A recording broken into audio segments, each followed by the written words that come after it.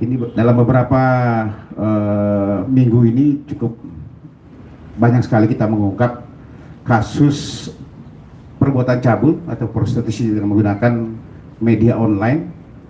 Mungkin teman-teman tahu kemarin di Polres Tangerang Kota cukup banyak juga korban-korban di sana, anak-anak di bawah umur. Kemudian juga Polda Metro Jaya sudah mengungkap cukup banyak.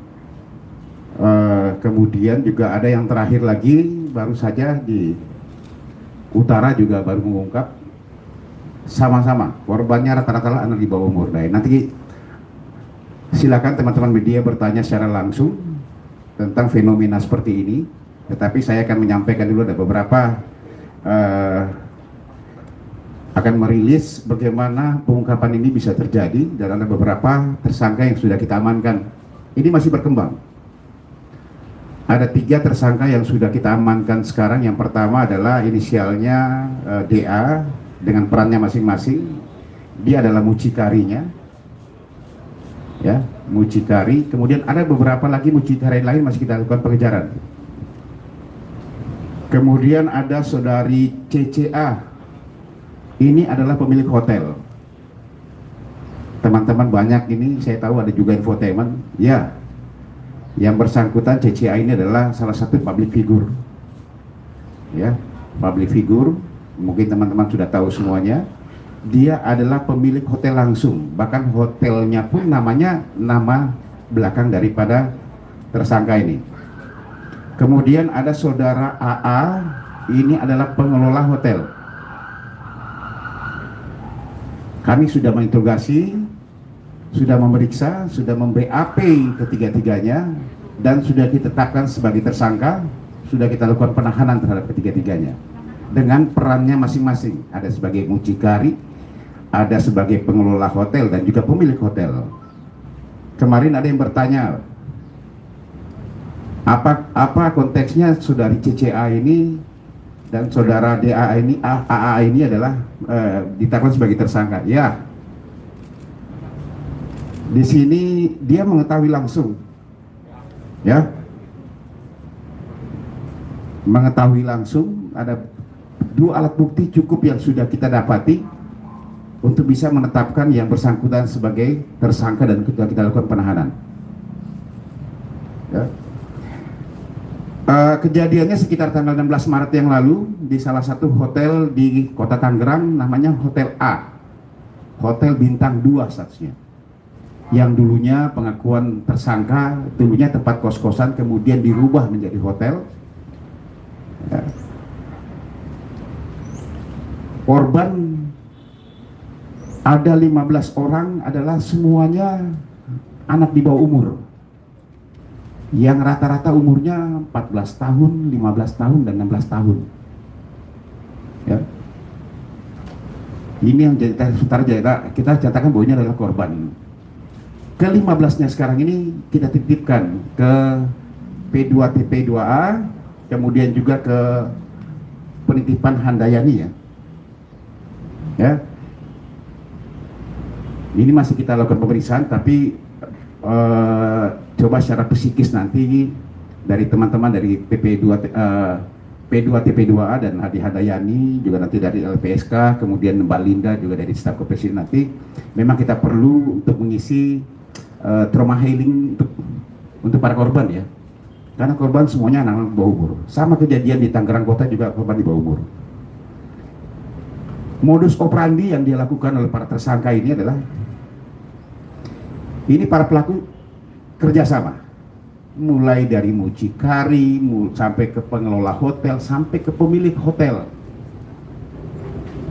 Saya jawab saja, kenapa keterlibatan pemilik hotel dalam hal ini? Saya sudah sampaikan tadi, ada keterlibatan mengetahui. Apa sih motifnya? Pengakuannya di masa COVID-19 ini memang hunian hotel cukup sepi, sehingga ada peluang untuk biar operasional, anggaran atau dana operasional itu bisa berjalan. Inilah yang terjadi, ya. Ini yang dia lakukan dengan menerima kasus-kasus untuk melakukan perbuatan cabul di dalam hotelnya, ya, sehingga biaya operasional hotel bisa berjalan. Ini motif menurut tersangkanya. Kami masih mendalami hal yang lain. Apakah keterlibatan juga dari sini untuk menyiapkan apa segala, nanti akan kami sampaikan perkembangannya seperti apa, ya. Modusnya bekerjasama dengan menawarkan wanita-wanita anak di bawah umur. Kalau istilah ininya BO lah, ya, anak di bawah umur. Dengan menggunakan satu media sosial. Media sosialnya adalah mechat. Menawarkan melalui mechat kepada para hidung-hidung belang, ya, dengan sudah ada perannya masing-masing, ada jokinya, kemudian ada yang jokinya, ada yang mengantar langsung ke situ, ada mucikarinya, dan ada korban di sini. Korbannya, kita sepakat saja bahwa anak-anak di bawah umur ini adalah korban, ya. Itu yang dia lakukan. Sudah kurang lebih, menurut pengakuannya sudah kurang lebih hampir 3 bulan. Kami masih mendalami, karena jejak digital tidak akan pernah hilang. Dari mana jejak digitalnya? Di situ ada dalam satu aplikasi mechat, itu kami bisa mengejar dia sudah berapa lama dia bekerja, ya, sudah berapa lama korbannya, itu juga kita akan kejar. Termasuk mucikari-mucikari yang lain. Karena kalau ditanya, saya cuma pegang 1-2 orang, Pak. Caranya seperti apa kamu merekrut? Ada yang dipacari, ada yang memang ditawarkan kerjaan, ya, sehingga korban-korban anak di bawah umur ini mau untuk melakukan. Nanti akan saya serahkan ke masing-masing teman-teman semua untuk bisa menyampaikan tarifnya yang dia terima itu melalui WhatsApp atau melalui MyChat itu sekitar 400 sampai 1 juta. Nanti dari harga itu dibagi-bagi. Misalnya jokinya dapat 50.000, kemudian ada yang dapat 100.000, hotelnya berapa, ya, sampai kepada si korban itu terima berapa. Itu terus. Apakah cuma 1 kali dalam 1 hari? Lebih.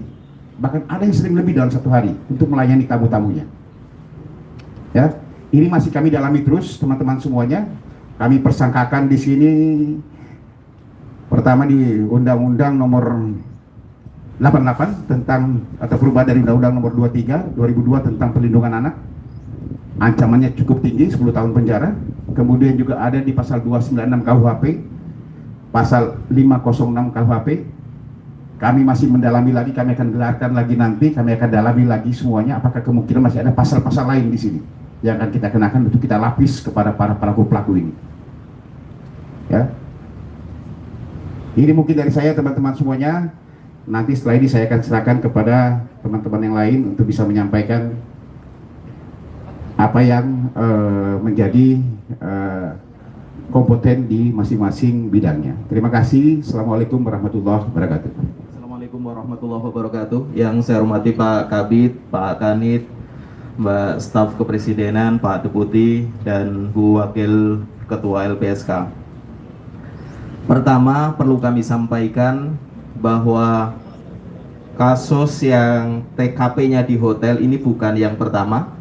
Beberapa waktu lalu yang diungkap oleh Polda Metro Jaya juga TKP-nya di beberapa hotel. Tentu belajar dari maraknya kasus-kasus eksploitasi seksual anak di perhotelan, ini tentu kami berharap mendapatkan perhatian khusus dari Kementerian Pariwisata, karena di peraturan Menteri Pariwisata 2013 yang direvisi 2019 itu diantaranya adalah standar hotel itu harus memuat 1 produk, layanan, dan pengelolaan. Hemat kami, dengan maraknya kasus-kasus anak di perhotelan, kita harapkan dapat memasukkan aspek perlindungan anak di dalam peraturan Menteri Pariwisata itu. Ini hemat kami penting, semangatnya adalah untuk memperketat agar hotel tetap harus kita dorong tumbuh, tetapi di pihak lain anak-anak kita tidak boleh dikorbankan untuk kepentingan operasional. Yang kedua,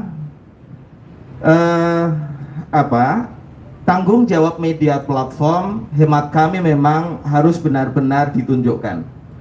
beberapa waktu lalu kita juga sudah mengundang Facebook, misalnya Twitter dan lain-lain. Kita harapkan karena ini kasusnya dari komunikasi MyChat, tentu kita harapkan pengelola dan manajemen MyChat juga memperhatikan agar proteksi terkait dugaan kasus-kasus kejahatan terhadap anak itu bisa diproteksi sedemikian rupa, sehingga komunikasi trafficking melalui MyChat bisa dicegah sedini mungkin. Yang ketiga, kami berharap bahwa karena menurut survei KPI 2020, anak kita ada 42% yang bermedia sosial. Ini survei di 34 provinsi. Ini tentu jumlah yang sangat tinggi. Artinya bahwa potensi anak terpapar konten-konten negatif bisa saja terjadi.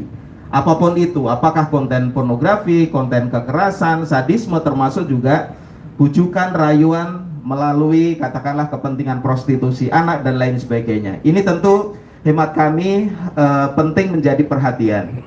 Dan terakhir, saya kira tanggung jawab pemerintah daerah. Karena pemerintah daerah itu harus menjadi ujung tombak pertama dan utama untuk memberikan perlindungan kepada anak-anak kita, agar anak-anak kita tidak menjadi korban prostitusi baik online maupun offline. Saya kira itu sebagai awal. Terima kasih Pak Kabitumas. Terima kasih Pak Deputi, Pak Ketua dari Staf Kepresidenan dari P2TP2A dan juga dari LPSK.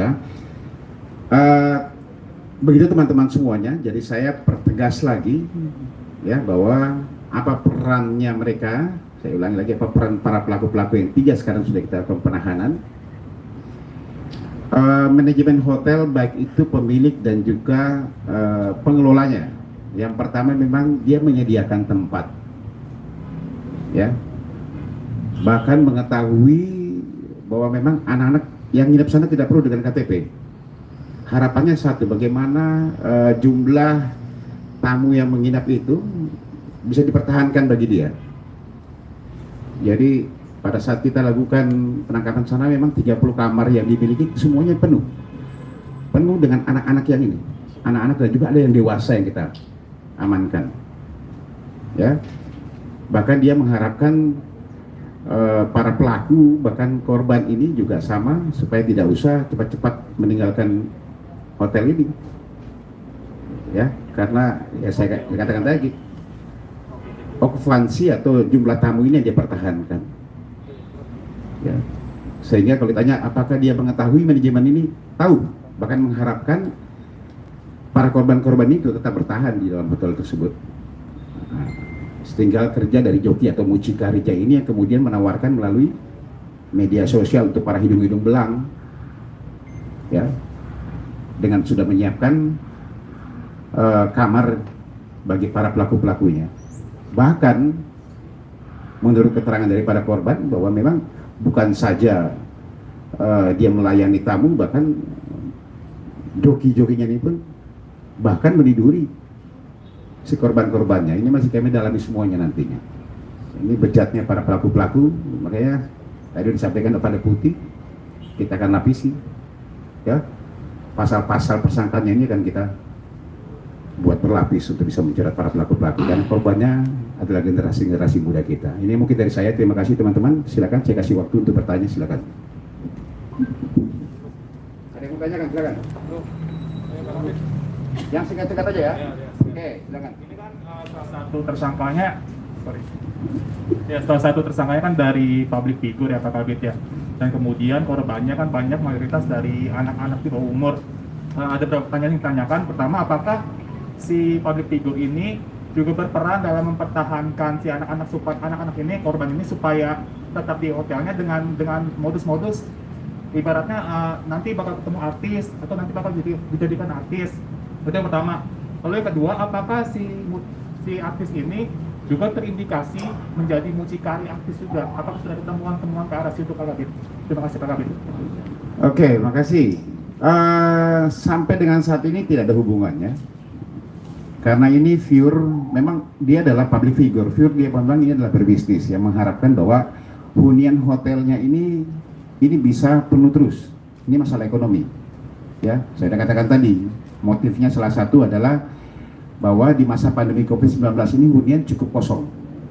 Sehingga bagaimana untuk bisa jalannya roda operasional hotelnya inilah yang kemudian diperbuat. Ya, dilakukan tempat untuk prostitusi. Jadi tidak ada hubungannya dengan kegiatan keartisan atau apa segala, tidak, karena memang dia pure berbisnis kepada dia sebagai pemilik hotelnya. Oke, ada lagi? Udah, Pak. Cukup? Mau Jumat? Oke, terima kasih banyak. Terima kasih para rekan-rekan semuanya, rekan-rekan media. Assalamualaikum warahmatullahi wabarakatuh.